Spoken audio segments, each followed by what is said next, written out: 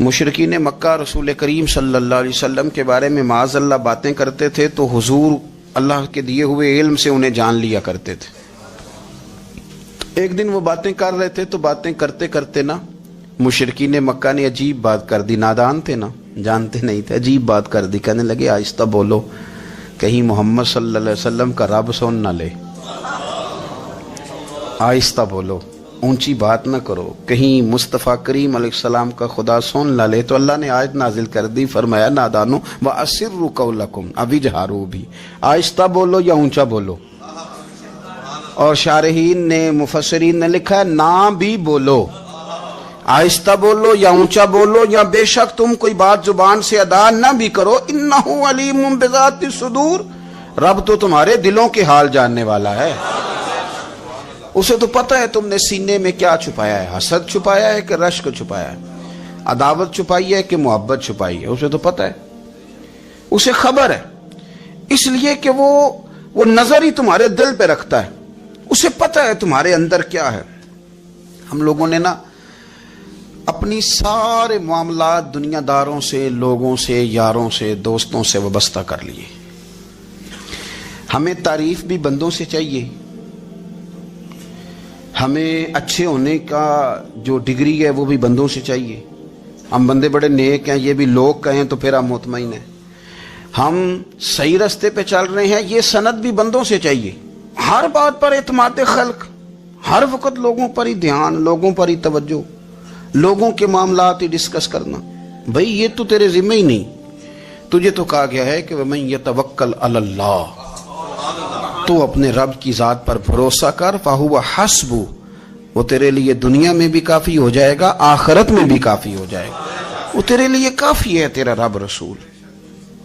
تو اللہ رسول کی جانب توجہ کر، ہماری ساری معاملات بندوں کے ساتھ مطلب فلانے کو کیا مل رہا ہے، فلانا کدھر جا رہا ہے، فلانے کے پیسوں پہ میرا کتنا حق ہے، فلانا آگے نکل گیا، فلاں پیچھے رہ گیا، فلاں نے محبت سے نہیں دیکھا، فلاں نے یہ کر دیا، ساتھ چھوڑیں۔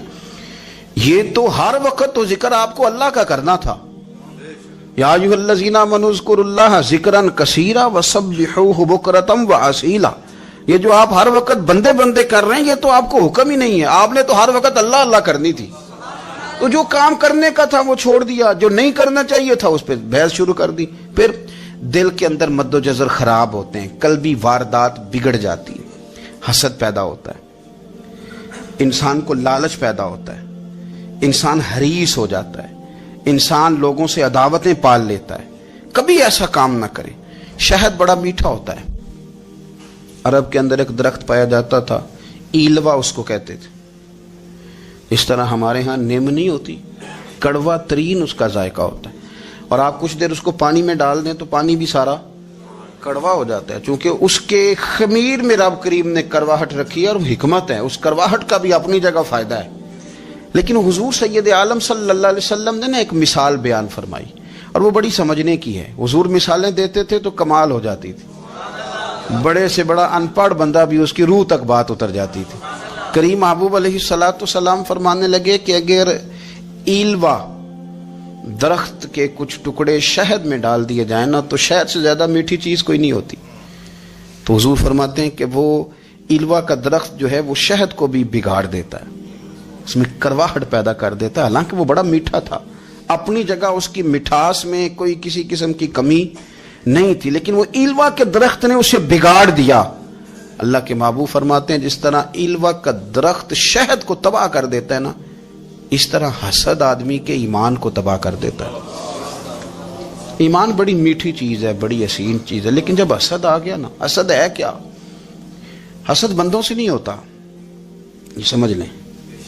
حسد کا مطلب، حسد کی لغوی تعریف یہ ہے کہ یہ سمجھ لینا کہ یا اللہ اسے نہیں دینا چاہیے تھا، مجھے دینا چاہیے تھا، یہ تعریف ہے۔ تو حسد ہوتا کس سے؟ حسد دراصل بندے پہ نہیں کیا جاتا، حسد کا معنی یہ ہے کہ آپ اللہ کی تقسیم پر اعتراض کر رہے ہیں، آپ کا کہنا یہ ہے کہ یا اللہ یہ تقسیم ٹھیک نہیں ہوئی، معاذ اللہ یہ ادھر چلا گیا، یہ تو ادھر آنے والی چیز تھی، تو یہ آپ نے ڈائریکٹ جو مقابلہ شروع کیا، معاذ اللہ یہ تو آپ نے اللہ کی تقسیم کے ساتھ شروع کر دی، تو پھر دل میں بگاڑ آتا ہے، پھر انسان ٹوٹ پھوٹ کا شکار ہوتا ہے، پھر وہ کمزور پڑ جاتا ہے، پھر وہ ایسی باتیں کرتا ہے جو اس کے منصب کے مطابق نہیں ہوتی، کچی بات کرتا ہے، کمزور بات۔ اللہ بہتر جانتے ہیں کون سی چیز اس نے کہاں رکھنی ہے۔ رب کی حکمت پر اور اس کی دی ہوئی توفیق پر راضی رہنا ایمان کا تقاضا ہے، لیکن ہمیں تو چاہیے تقسیم اپنی مرضی کی۔ ادھر کیوں چلا گیا، ادھر آنا چاہیے تھا۔ بھئی آپ کو یہ کس نے حق دیا ہے؟ مالک نے جو چاہا جب چاہا جہاں چاہا اپنے فضل سے عطا فرمایا۔ حسد، اور پھر اس کے اگر کوئی حسد نہیں کرتا تو لالچ شروع کر دیتا ہے، وہ کہتا ہے کہ یہ جو اس کا مال ہے اس میں میرا بھی حق تھا، یہ تو مجھے ملنا چاہیے تھا۔ آپ یقین کریں کہ بندے بندوں سے کم پیار کرتے ہیں، جیبوں سے زیادہ پیار کرتے ہیں۔ اس بندے کو تو کوئی نقصان نہیں جس کے ساتھ آپ نے تعلق رکھا ہوا ہے جیب کا، لیکن آپ بڑے کمزور ہو گئے۔ آپ جب لالچ کر لیا، نفسانیت میں آ گئے تو آپ کمزور پڑ گئے۔ آپ نے کیا آپ کا کیا خیال تھا کہ رب کی بارگاہ سے کوئی کم ملنے والا تھا جو بندوں پہ اتنی توجہ کر لی؟ حضرت بہلول دانا رحمت اللہ علیہ نے کیا خوبصورت انداز ہے، رب کریم کے بندوں کی باتیں اللہ کے لشکروں میں سے لشکر۔ کیا سوچ تھی، کیا نظریہ تھا، کیوں یہ لوگ اتنے مضبوط تھے، فکری طور پر مضبوط تھے، فکری طور پر۔ ہارون رشید حج کر کے واپس آ رہا ہے، حضرت بہلول دانا راستے میں بیٹھے ہیں، ملاقات ہو گئی، کہنے لگا حضور کوئی حکم ہو تو بتائیے گا۔ فرمانے لگے کوئی نہیں، تو جا اپنا کام کر۔ بادشاہ ہے یا کسی کو کارڈ مل جائے تو وہ لوگوں کو دکھاتا پھرتا ہے، وزیر صاحب نے خود دیا ہے۔ بادشاہ وقت خود کر حضرت کوئی حکم ہو تو، فرمایا نہیں اللہ خیر کرے گا۔ تو کہنے لگا حضور میں نے سنا ہے آپ مقروض ہیں تو بتا ہی دیتے۔ تو آپ مسکرا کے فرمانے لگے تیرا کیا خیال ہے بھلا؟ کہنے لگے حضور کس بابت؟ فرمانے لگے تیرا کیا خیال ہے کہ اللہ ہارون رشید کو دے گا اور بہلول دانا کو بھول جائے گا؟ تیرا کیا خیال ہے رب کریم ہارون رشید کو تو دیتا جائے گا اور بہلول دانا کو بھول جائے گا؟ بادشاہ کہتا ہے کہ میں چکرا ہی گیا کہ بھلا اس سوال کا کیا جواب ہے۔ تو میں نے کہا حضور رب تو بھولنے سے پاک ہے، وہ تو کسی کو نہیں بھولتا، اسے نہ اونگ آتی ہے نہ نیند آتی ہے۔ تو فرمانے لگے جا پھر اپنا کام کر، جب مناسب سمجھے گا تو بہلول کو بھی قرضے سے نجات عطا کاری دے گا۔ تو جا اپنی ڈیوٹی کر، وہ جب چاہے گا نا تو میرے قرضے دور۔ تو کیا سمجھتا ہے کہ تجھے یاد رکھے گا مجھے بھول جائے گا؟ یہ کیسے ہو سکتا ہے؟ او یار ادھر دیکھ میری بات سن۔ او بھائی وہ تیرا میرا رب ہے، یہ ہو سکتا ہے کہ امیروں کو دے دے اور تیرے جیسے میرے جیسے غریبوں کو وہ بھول جائے؟ یہ ہو سکتا ہے؟ تو کیوں لوگوں کی جیبوں پہ توجہ، لوگوں کی جیبوں پہ نظریں، فلانے کے پاس آ گیا تو میں رہ گیا، کس لیے؟ ہمارا رب کسی کو بھولتا نہیں ہے، کسی شخص کو وہ میرا مالک اپنے فضل سے نظر انداز نہیں کرتا، وہ سب کو نوازتا ہے، لیکن اس کی حکمت کے تقاضوں کا انتظار کرنا مسلمان کی شان ہے۔ کبھی کسی حسد میں کبھی کرنا ہو تو رشک کریں، مزہ آئے گا۔ اور یہ رشک کرنے کا رشک کا معنی کیا ہے؟ حسد کا معنی یا اللہ اسے نہیں دینا چاہیے تھا مجھے دینا چاہیے تھا، اور رشک کا معنی یا اللہ تو نے دیا ہے کیا بات ہے، اسے دیا تو کیا بات، اگر تو نے دیا تو مالک جچا بھی ہے، اگر تو نے دیا ہے تو نظر بھی آیا ہے، اگر تو نے دیا ہے تو پھر کیا بات ہے، کمال ہو گئی، وہ نظر آ رہا ہے۔ اور یا اللہ اسے دیا ہے تو میں بھی تیرا بندہ ہوں، اسے بھی اور دے اور مجھے بھی عطا فرما۔ یہ رشک ہے، رشک کا حضور نے حکم دیا ہے، نبی پاک نے رشک کا۔ ہمارا یہ مسئلہ ہے کہ ہم جو کرنے والا کام ہے وہ نہیں کرتے، رشک کریں۔ بخاری مسلم میں حدیث ہے، نبی پاک صلی اللہ علیہ وسلم نے فرمایا 2 بندوں پر رشک کرو۔ کہو کیا بات؟ رشک کرو 2 بندوں۔ یا رسول اللہ کون کون سے؟ فرمایا ایک وہ مالدار جسے اللہ دولت دے اور وہ صبح بھی رب کے رستے میں خیرات کرے اور شام بھی رب کے رستے میں خیرات کرے، یہ قابل رشک ہے۔ کہو تیری کیا بات ہے بھائی، کیا تجھے اللہ نے نوازا ہے، اور اس پر رشک کرو کو یا اللہ اسے اور دے تاکہ یہ تیرے بندوں پہ اور اثار کرے اور تیرے بندوں پہ سخاوت کرے، اور اللہ اس کے فعل تصدق ہمیں بھی عطا فرما۔ اور حضور فرماتے ہیں ایک مالدار پر جو صبح و شام سخاوت کرے، اور ایک اس عالم پر جسے اللہ قرآن کا علم دے، وہ صبح بھی لوگوں کو قرآن مجید کے ترجمے تفسیریں قرآن کے درس سکھائے اور شام بھی لوگوں کو قرآن مجید کے درس عطا فرمائے۔ اس پر رشک کرو، کہو کیا بات ہے یار تیری، تجھے اللہ نے کتنا نوازا۔ काबिल रश्क लोगों पर रश्क करो, उनकी तारीफ करो, उनके लिए अच्छे कलिमात अदा करो। माशरे में हसद प्रमोट हुआ है, अगर कभी रश्क प्रमोट होता ना तो इज्जतें बढ़ जाती, मोहब्बतें बढ़ जाती, खुलूस में इजाफा होता, लोग एक दूसरे के करीब आते। हमने किसी फजीलत वाले की फजीलत को तस्लीम करने से इनकार कर दिया, हमने किसी बड़ाई वाले की बड़ाई को तस्लीम करने से इनकार कर दिया, हमने हसद किया, हमने लालच किया, हम हरीस हुए। उसका नुकसान ये हुआ कि लोग एक दूसरे के पास रहते हुए पास नहीं रहते, एक दूसरे के साथ वक्त गुजार रहे होते हैं लेकिन उनके बारे में रवैये उनके सख्त होते हैं, लबो लहजा तल्ख होता है। जब वो किसी के बारे में बेलाग तबसरा पूछा जाए तो गलत बातें करें, रश्क करें। देखे ना हजरत अबू बकर सिद्दीक रज़ी अल्लाह, हजरत उमर फारूक रज़ी अल्लाह, सारी जिंदगी दौड़ लगी रही। हजरत उमर कहते मैंने सारी जिंदगी दौड़ लगाई है कि अबू बकर से आगे गुजर जाए, लेकिन ये दौड़ हसद वाली नहीं, ये रश्क वाली। फरमाते मेरा दिल करता था कि मैं नेकियों में अबू बकर से आगे गुजर जाऊं, हुजूर के इश्क में अबू बकर से आगे गुजर जाऊं, नबी पाक अलैहिस्सलाम की औलाद की मोहब्बत में अबू बकर से आगे गुजर जाऊं, मैं ना खैर के कामों में आगे गुजरूं। कहते मेरा सारी जिंदगी रश्क का रिश्ता रहा, ये रिश्ता शानदार है, इस पर अमल करें, इस पर तवज्जो करें, बजाय इसके कि ये कहना कि उस्ताद जी का फलाने से ज्यादा प्यार है। प्यार की वजूहात तलाश कर, मुर्शिद फलाने पे नजर रखते हैं तो मेरे भाई वो नोटों की वजह से नजर नहीं रखते, तू वजह तो तलाश करना, वजह क्या है। तो अपने आप को उस तरह का बना, तो उस तरह की कैफियत पैदा कर अपने अंदर। हम क्या करते हैं कि रश्क करने की बजाय हसद करते हैं। हसद नहीं करें, अपने आप को संवारें, वो रश्क की वजह से आप संवार सकते हैं। नबी पाक अलैहिस्सलाम की प्यारी ज़ौजा उम्मुल मोमिनीन सैयदा आयशा सिद्दीका, बड़ी शान है इस खातून की, बड़ी अजमत है। उन राहों के सदके जिन रस्तों से सैयदा पाक की सवारियां गुजरा करती, क्या दर्जा अल्लाह ने दिया है सैयदा आयशा सिद्दीका को। कहती हुजूर का विसाल मेरी गोद में हुआ है। और मौला अली शेर खुदा फरमाते हैं मैंने हुजूर को सबसे ज्यादा आयशा सिद्दीका से प्यार करते हुए देखा।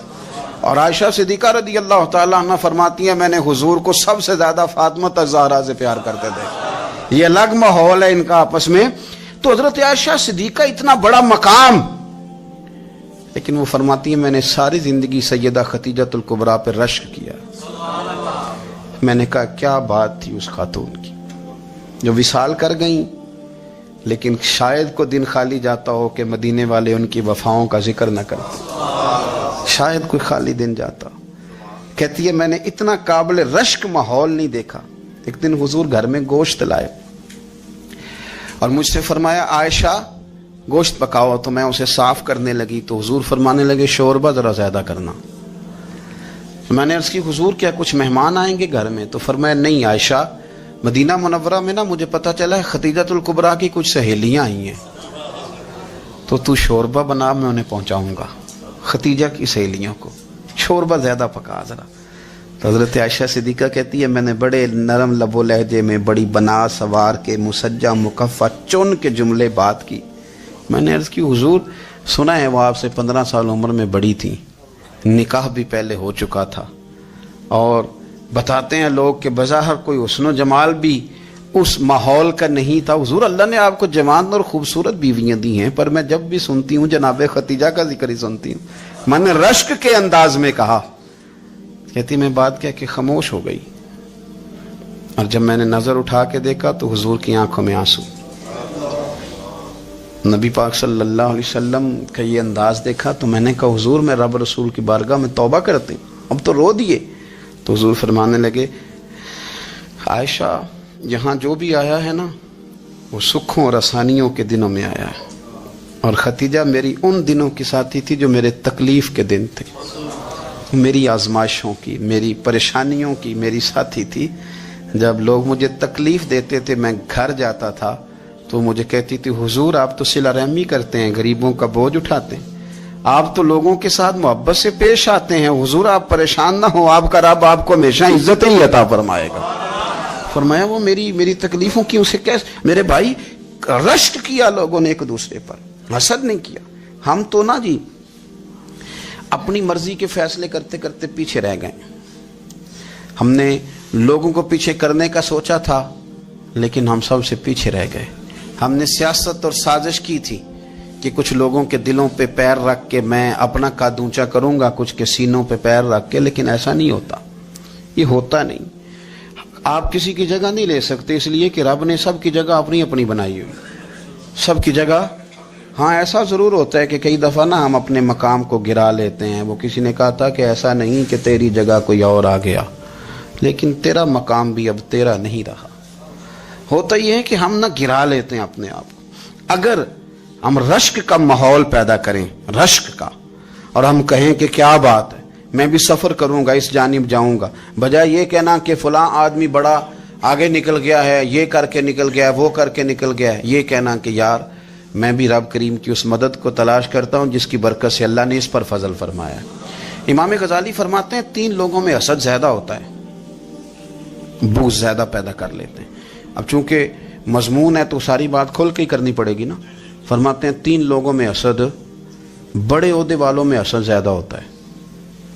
یعنی صوبائی وزیر کہتا ہے کہ حق میرا ویسے وفاقی وزیر کا تھا, اور وفاقی وزیر کہتا ہے کہ جتنا میرا تجربہ ہے نا مجھے بنایا وزیر اعظم ہی جاتا تو بات ٹھیک تھی. حسد زیادہ, بڑے عہدوں والوں میں حسد, اور امام غزالی فرماتے ہیں مالداروں میں حسد زیادہ ہوتا ہے. غریب نے غریب سے کیا جلنا ہے, جلنے کو شے ہی کوئی نہیں, کس سے جلیں گے.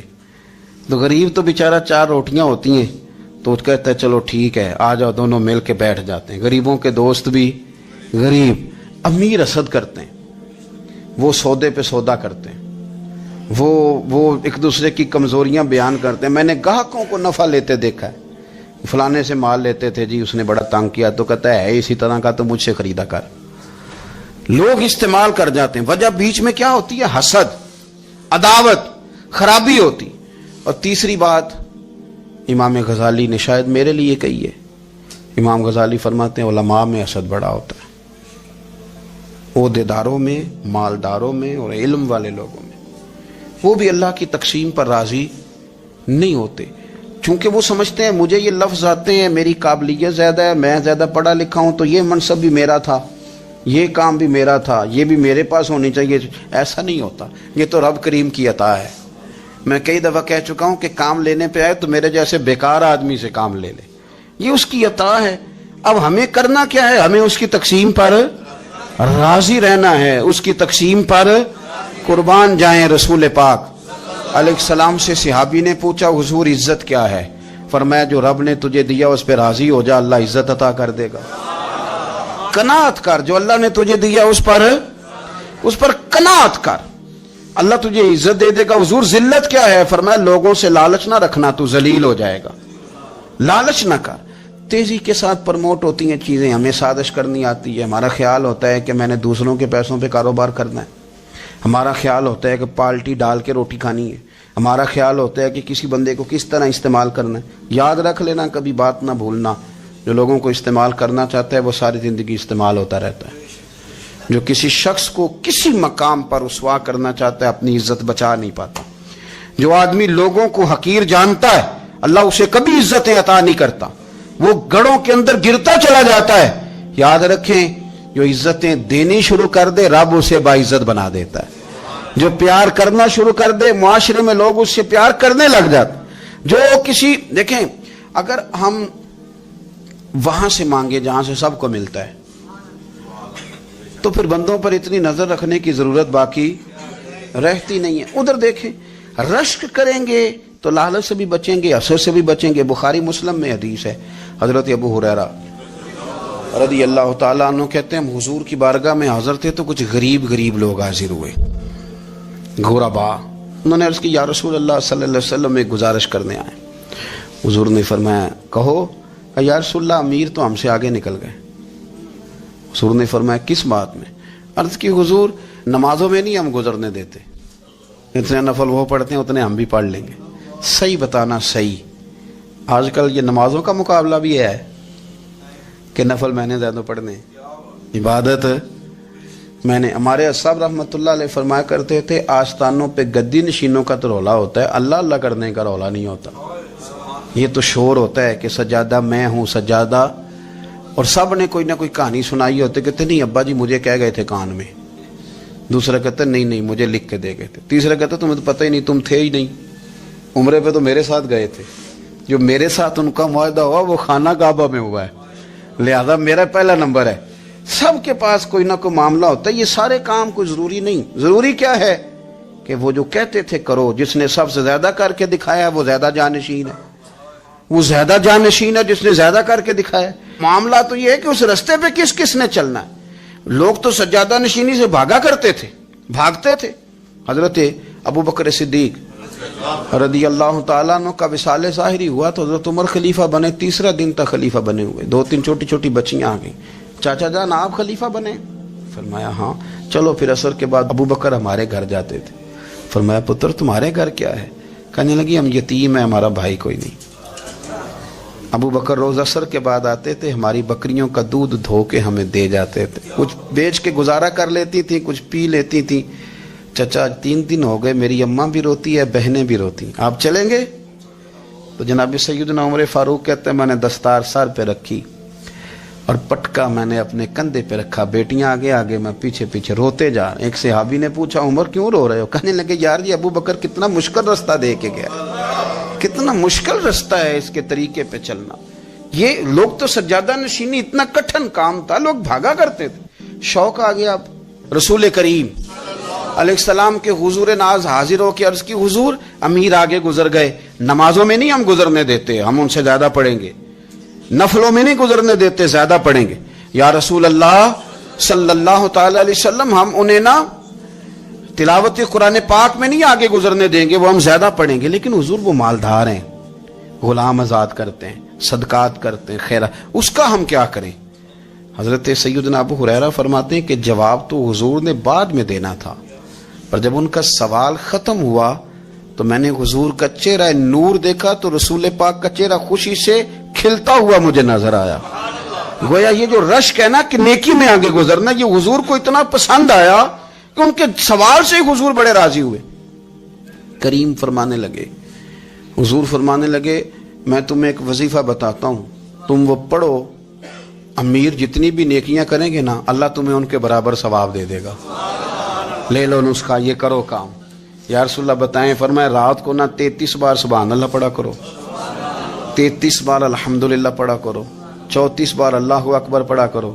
اب جتنی بھی نیکیاں امیر کریں گے نا تمہارے وظیفے کی برکت سے اللہ تمہیں ان کے برابر ثواب عطا کر دے۔ اب جناب ابو ہریرہ کہتے میں نے ان کے چہرے دیکھے تو مجھے یوں محسوس ہوا کہ جس طرح کسی بندے کی کھوئی ہوئی رقم مل جائے تو وہ راضی نہیں ہوتا، کھوئی ہوئی رقم مل جائے تو بڑا جیسے کوئی اس کے ہاتھ، چلیں اپنا ترجمہ کر لیتے ہیں، کمیٹی نکلنے پہ نہیں بندہ بڑا راضی ہوتا کہ 11 مہینے سے دے رہا تھا، 10 مہینے سے چلو نکل ہی آئیے، شکر ہے اللہ کا، بڑا خوش ہوتا ہے بندہ، بڑا راضی ہوتا ہے۔ اس طرح ان لوگوں کے چہرے کھل اٹھے، کیا بات ہے حضور، بس اب نہیں ہم گزرنے دیتے۔ گھر چلے گئے، وظیفے پڑھنے لگے۔ کچھ دنوں کے بعد ان میں سے کچھ لوگ واپس آئے۔ حضرت ابو ہریرہ کہتے ہیں مجھے چونکہ وہ پرانی بات یاد تھی تو میں دلچسپی سے ان کا آنا جانا دیکھنے لگا۔ وہ کریم کی بارگاہ میں آ کے بیٹھے تو ان میں سے ایک شخص بڑی پریشانی کے ساتھ کہنے لگا حضور بڑی پریشانی لگ گئی۔ فرمایا کیا ہوا؟ عرض کی یا رسول اللہ صلی اللہ علیہ وسلم وہ جو آپ نے وظیفہ بتایا تھا نا، میرے کچھ پڑوسی امیر ہیں وہ تو انہوں نے بھی سن لیا ہے حضور، رات میں نے سنا ہے وہ مالدار بندہ ہے، صدقے خیرات بھی بڑے کرتا ہے، غلام بھی بڑے آزاد کرتا ہے، پر وہ بھی سوتے وقت 33 بار سبحان اللہ پڑھ رہا تھا، وہ تو اس نے بھی سن لیا حضور، وہ بات یہاں سے نکلی ہے، جانے کہاں کہاں پہنچی ہے، تو وہ بھی پڑھ رہا تھا حضور اب کیا بنے گا؟ تو کہتے ہیں اس کے سوال پر بھی میرے حضور بڑے ہی مسکرائے، باقاعدہ دہک ہو گیا حضور کے، دہک ہو گیا، سرکار کھول کے نہیں مسکراتے، لیکن آج حضور اتنا مسکرائے کہ میں نے حضور کے مقدس دانتوں کی زیارت کر لی، دہک ہو گیا باقاعدہ حضور کا۔ حضور فرمانے لگے انہوں نے بھی سن لیا حضور، اور سن کے پڑھنا بھی شروع کر۔ اب بات کو سمجھیں کہ کسی امیر نے یہ نہیں کہا کہ یہ تو غریب کے لیے وظیفہ تھا، میں کہتا ہوں اللہ اللہ کا مزاج ہی نہیں، مزاج یہ کہ سیاست کیسے کرنی ہے، چکر کیسے چلانا ہے، کوئی کہانی کیسے سنانی ہے، ادھر ان کو ملا، حالانکہ بات تو غریبوں سے ہو رہی تھی، حضور وہ تو انہوں نے بھی پڑھنا شروع کر دیا۔ اب ہم کیا کریں؟ رسول کریم نے فرمایا وہ بھی پڑھ رہے ہیں، حضور پڑھ رہے ہیں، تو فرمایا ذالک فضل اللہ یؤتیہ من یشاء، भाई फिर ये तो अल्लाह का फजल है ना, वो जिसे चाहे अता करे। अब ये हुजूर ने कह दिया तो हजरत अबू हुरैरा कहते हैं मैंने पलट कर उन लोगों के चेहरे देखे, कुर्बान जाएं, मैंने फिर उनके चेहरों पर इत्मीनान देखा, मैंने सुकून देखा, इसलिए कि वो समझ गए जब रब फजल करे तो फिर फजल के मामले में अल्लाह के बंदे बहस नहीं किए करते। वो मुतमईन होके गए, कहने लगे हुजूर फिर ठीक है, अगर मालिक इस तरह तकसीम कर रहा है तो फिर हम राजी हैं अपने रब करीम की रजा पे। अपनी जिंदगी जब आप बड़ी मोहब्बत से कुर्ब जवार से तशरीफ लाते हैं, मैं कुरान और सुन्नत के बहुत सारे उन्वानात देख के आपकी खिदमत में एक बात अर्ज करूं, अपनी सारी तवज्जो अपने रब रसूल की जानिब माइल करें। जितना आप दाएं बाएं देखेंगे ना, उतना गाड़ी के टकराने का खतरा बढ़ जाएगा, वसवसे ज्यादा आएंगे, उलझ जाएंगे। इतना ज्यादा दाएं बाएं ना देखें, ये क्या कर रहा है, फलाना क्या कर रहा है, फलाने का ये मामला किस तरह का था, ना ना ना, आप तवज्जो अल्लाह की जानिब रखें। देखें मेरा और मेरे रब का मामला ठीक चल रहा है, अल्लाह रसूल के साथ मेरे मामलात ठीक हैं। यहाँ तो आप किसी की इस्लाह करेंगे, दावत देंगे या दुआ करेंगे, तनकीद की तो वैसे दीन में इजाजत नहीं है। आपने यहाँ किसी की इस्लाह करनी और वो दर्द के साथ करनी, और यहाँ किसी के लिए दुआ करनी है कि या अल्लाह इस बंदे पे रहम फरमाए से बदल दे। तनकीद की और तंज की तो इजाजत, अपना मामला रब करीम के साथ, हमारी सोचें किस तरह की हैं, हमारे अंदर माहौल किस तरह का है, वो चूंकि दिलों के हाल जानता है। और नबी पाक सल्लल्लाहु अलैहि वसल्लम ने फरमाया ना तुम्हारी जेबें देखता है ना तुम्हारे चेहरे देखता है, वो तो जब देखता है तुम्हारा दिल देखता है। इसकी कैफियत क्या है? हजरत अनस बिन मालिक रदी अल्लाह तआला अन्हु फरमाते हैं, इस हदीस को याद रखिएगा, हाफिज मुंजरी ने तरगीब व तरहीब में लिखी है। फरमाते हैं कि हजरत अनस बिन मालिक रदी अल्लाह तआला अन्हु फरमाने लगे कि एक हुजूर के एक गुलाम, एक सहाबी बीमार थे, तो हुजूर ने फरमाया अंस चलो तीमारदारी करते हैं। कहते हैं हुजूर के साथ गए, नबी पाक सल्लल्लाहु अलैहि वसल्लम पहुंचे, जब हमने उस शख्स को देखा तो हजरत अंस कहते हम परेशान हो गए, क्योंकि हमने उसे बड़ा सेहतमंद देखा था, वो कमज़ोर हो गया, वजूद पर बहुत सारा गोश्त देखा था, अब हम देख रहे हैं कि वो हड्डियां ही हड्डियां रह गई हैं, चेहरा बड़ा बारौनक था, अब कमज़ोरी हो गई। रसूल करीम तशरीफ़ ले गए और हुजूर उसकी चारपाई के सरहाने बैठे, और जब हुजूर ने अपना दस्ते मुबारक उसके बालों में रखा और नबी पाक ने दस्ते शफकत फेरा, तो कहते हैं उस शख्स ने आंखें खोली और हुजूर का चेहरा देखा तो उसकी खुशी की कोई इंतहा न रही, बड़ा राजी हुआ, बड़ा राजी। और हुजूर ने उसके लिए दुआ की, उस दुआ पर भी उसे बड़ा इत्मीनान कल्बी नसीब हुआ। कहते हैं हुजूर अक्सर तीमारदारी फरमाते थे, पर आज ना हुजूर ने एक निराली, अनोखी और इनफरादी बात इरशाद फरमाई। हुजूर ने फरमाया तू बड़ा सेहतमंद था, कमज़ोर हो गया, बड़ा ताकतवर था, तू ज़ईफ हो गया, एक सवाल का जवाब तो दे। या रसूलल्लाह फरमाइए। तो हुजूर फरमाने लगे इस हालत में जब तू शदीद बीमार और तकलीफ में, ये बता कि इस वक्त तेरा अपने रब के बारे में गुमान क्या है।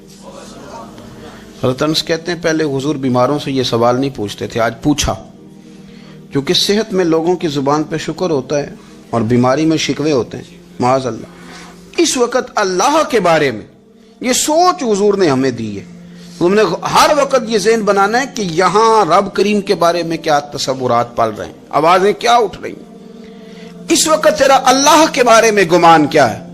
तो जनाब अनस बिन मालिक कहते हैं उसने हमें इशारा किया कि मुझे उठा के बिठाओ, हमने बिठाया, तो कहते हैं फिर उसने अपनी आंखें खोली और हुजूर के चेहरे नूर पर नजर करके नजर झुका ली, अर्ज करता या रसूल अल्लाह मैं कमजोर हूँ, बीमार हूँ, तकलीफ में हूँ, उठ नहीं सकता, खा नहीं सकता, पर हुजूर अभी भी मेरे दिल से आवाज यही निकलती है कि मेरा रब बड़ा ही करीम है, मेरा अल्लाह बड़ा ही मेहरबान है, वो बड़ा ही माफ करने वाला है, वो अपने बंदों से प्यार ही बड़ा करता है।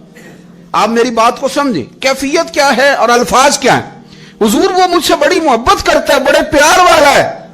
ये लफ्ज कहते कहते आवाज भरा गई, आंसू निकल आए, फिर उसने तकलीफ ज्यादा महसूस की तो वो लेट गया और फिर उसने हुजूर के चेहरे नूर पे नजर डाली, कलमा पड़ा, रूह ही परवाज कर गई।